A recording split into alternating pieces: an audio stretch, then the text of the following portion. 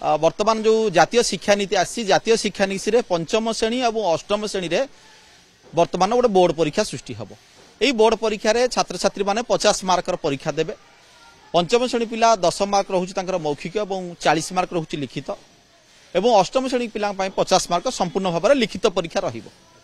आगुरी जो बोर्ड परीक्षा दशम श्रेणी रोला एवं पंचम श्रेणी और अष्टम श्रेणी पे सरकार एटा लागू कर अत्यंत वर्तमान भल पदक्षेप सरकार कारण आम जाचे 30 वर्ष तले सप्तम श्रेणी गोटे बोर्ड परीक्षा पिला से समय थिला या फल पिला तत्परी होते सीरीयस होते पाठपढ़ा प्रति ध्यान दौते दशम श्रेणी बोर्ड परीक्षा पूर्व आगुरी गोटे परीक्षा आसूसी गोटे प्रक्रिया होउची।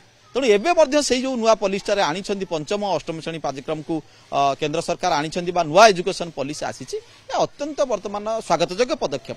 यही परीक्षा जदि छात्र छात्री टी कृतकार्य न होती आउ गोटे सप्लीमेंटारी परीक्षा दबा पड़ुछि। यह आपातः केते दिन पर हम तार विचार विमर्श होती। तेणु ये सप्लीमेंटारी परीक्षा पूर्व जदि छात्र छात्री टी कृतकार्य न होती शिक्षक मान आउ थे पाठ पढ़ेबे बा कोचिंग देबे ए सब कार्यक्रम रही।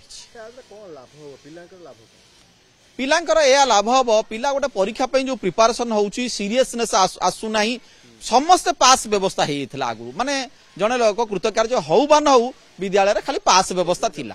बर्तमान से पास व्यवस्था को बंद करके सरकार पंचम और अष्टम आनिले या फल छात्र छात्री मन शिक्षादान व्यवस्था पाठ पढ़ियार व्यवस्था आ सुसंगठित हम और भल प्रक्रिया हम।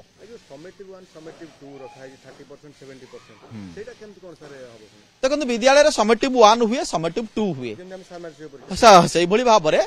तेणु ये जो 6 मासिया परीक्षा और परवर्ती अवस्था जो परीक्षा होउची मेन परीक्षा होउची ये दुईटा परीक्षा को लेकर आकलन करा जाउची। तेणु समेटिव 1 समेटिव 2 एक्जाक्ट दुईटार पेपर लास्ट बेलू पड़ो और फास्ट पेपर समेटिव 1 से परीक्षा देती आज्ञा 30 और 70 कथा रही।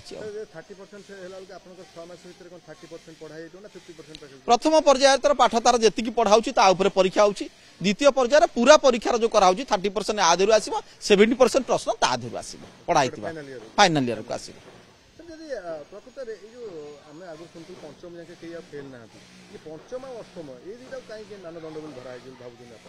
देखो प्राथमिक शिक्षाटा 1 ରୁ 5 रही अपर प्राइमरी स्कूलटा हूँ 8 पर्यंत रही रहीगला बोर्ड परीक्षा। तेणु यही दृष्टिकोण हुए सरकार करती पंचम श्रेणी और अष्टम श्रेणी को निश्चित भाव में जो माने शिक्षाविद माने प्राधान्य देइछंती एवं ये दुईटी क्लास को नहीं आप बोर्ड परीक्षा आउरी 2 वर्ष गैप रही। देखुचे आम बारंबार परीक्षा देवा द्वारा आमर लेखा शैली हैंड रईटिंग अधिक सुंदर हो पार जद्वारा आम 10th क्लास बेलू आमर हैंड रईटिंग अधिक सुंदर हो पार। पाठ पढ़ा बारंबार परीक्षा देवा द्वारा से पाठ गुड़ाक मन रही पार कारण आमर 40 मार्क हूँ लिखित और 10 मार्क हूँ मौखिक जहाँ माने आगे पचारा हम तो आम या द्वारा भल पाठ पढ़ी पारू और जीवन उन्नति करूँ। तो सरकार ये नुआ नियम करके भल कर जहाद्वारा कि आमर लेखिबा शैली सबू माने पाठ सबू मन रही पार। तो आमे जहाँ दशम दौले बारंबार हवा द्वारा आमर आहरी भल भी हो पार।